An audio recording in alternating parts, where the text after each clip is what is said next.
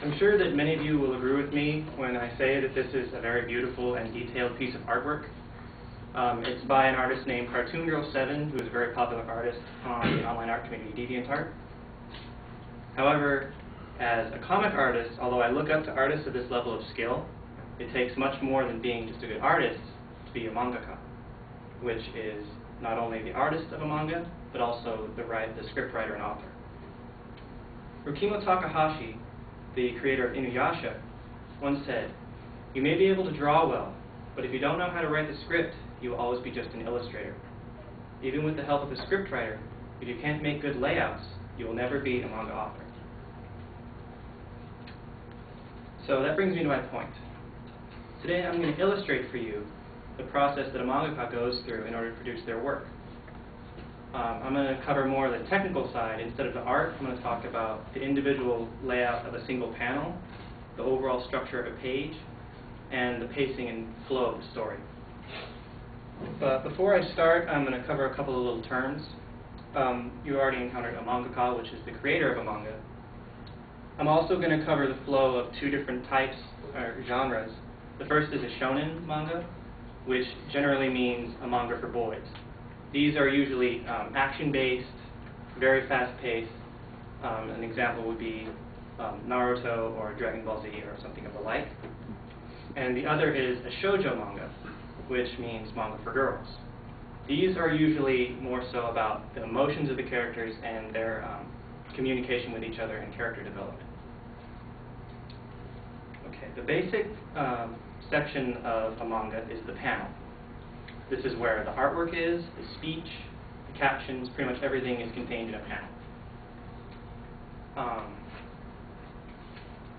When creating an individual panel, the artist needs to be aware of a couple of different things. First of all, it needs to be easy to read and follow. It can't be filled with too much dialogue for such a small panel. It's a lot different in manga as compared to comics. Long sections of dialogue are split up into multiple panels so that the flow and the pacing flow a lot easier. For example, you don't even need to read the text to know that this is taking way too long to read. They're policemen chasing after a criminal. He's not going to spell out every single little detail of the kind of help he wants. In this one, the artwork is exactly the same and the dialogue still says the same thing, it just flows much better. Now, separate panels need to be organized on a page. But panels need to be organized in a way that's very easy to follow and isn't confusing. In this example, you can't tell which panel is the second one you're going to read. So the reader will have to stop, analyze what's in each panel, and then think, should I read the one down here or should I read the one up here? And that ticks off the reader a little bit. This example, however, is very easy to read. Now note that the panels are of different sizes. This usually indicates how important whatever is going on in the panel is. However, don't count out number 4, because even though it's small, it still might contain a very important detail. The main concern that a mangaka has when dividing a page into panels is timing. Enough suspense needs to be built up throughout the page that you're convinced to actually turn the page and keep reading. If the page ends on a dull note, why would you want to keep reading? So now that we know the basic structure of a page, we're going to go through an actual step-by-step process of creating just a single page of manga. This particular one was done by Vanessa Duran, who is a co-author of the book, The Art of Drawing Manga. Generally, artists will start off with an initial sketch. It's very rough, and it only has a basic idea of what the page is going to look like. After this first sketch, they're going to do a secondary sketch where they begin to flesh out the details of each character, the page layout. Notice how the page layout is already changed, and there's different angles on the same slide, or on the same panel. After the secondary sketch is usually the final sketch, which is essentially the finalized page layout, and all the details have been established and organized correctly on the page. Now after this final sketch is the most important part of the process, which is inking. This can be done over the final sketch, but then this requires the artist to erase all the pencil lines. And that's kind of dangerous because that could smudge the ink and ruin the entire process.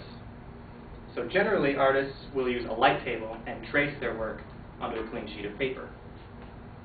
Some artists stop at this step and their manga is ready to publish, but others take it a little bit further. Next, they add shadows.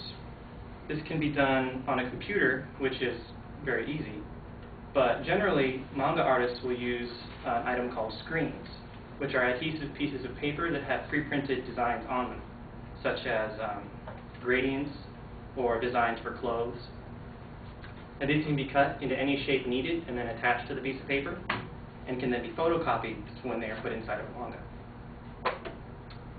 And on a very rare occasion, the mangaka will color their work.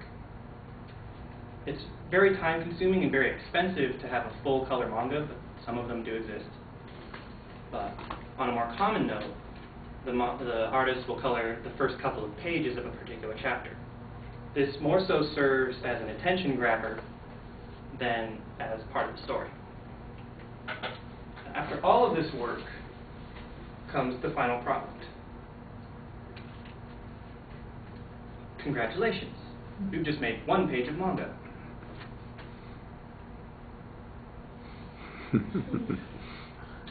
Now you know how much work goes into creating just a single volume.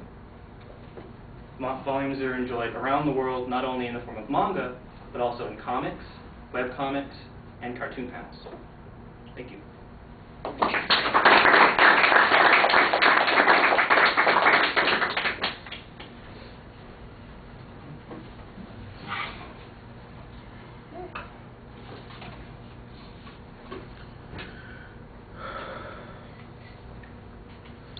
No, I didn't check on the other folks. Anadil is supposed to do the written evaluation. Isidro, did you come in? No. Okay. Give me just a moment and I'll be with you.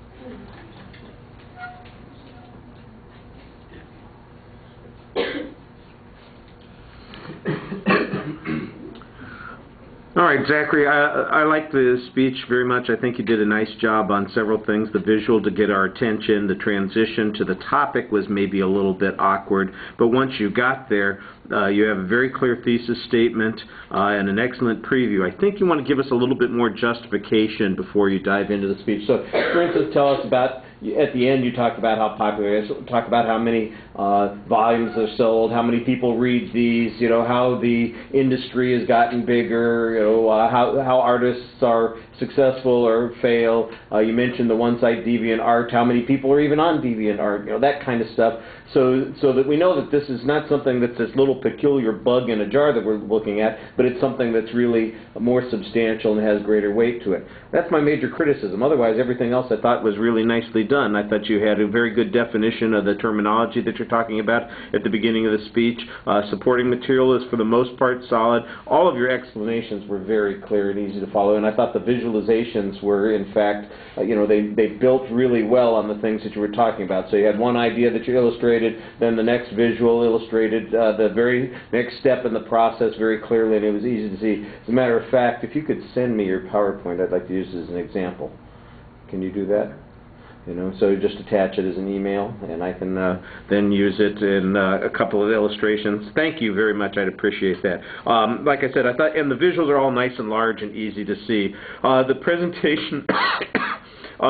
It's a little dry. I think you need a, you know, we're not emphasizing the presentation stuff that much right now. I think you need a little bit more energy, a little bit of humor, maybe something. I know your personality might be a little bit quieter, but you're talking about something that most people are going to see as interesting and fun and that they're up for, and your energy level is just a little different than that. And so maybe something a little bit more consistent. Again, that's a minor criticism, and it's not something that you want to worry a lot about. At the end, maybe a little bit more summary. It just seemed like the end was a lot more abrupt than I was expecting. Everything else had gone really well up to that point, and then at the end, I do like the flipping of the pages and the point that you're trying to make there. I do think that that's a good exit line, but before that, maybe remind us of what all goes into the process. All right, thank you.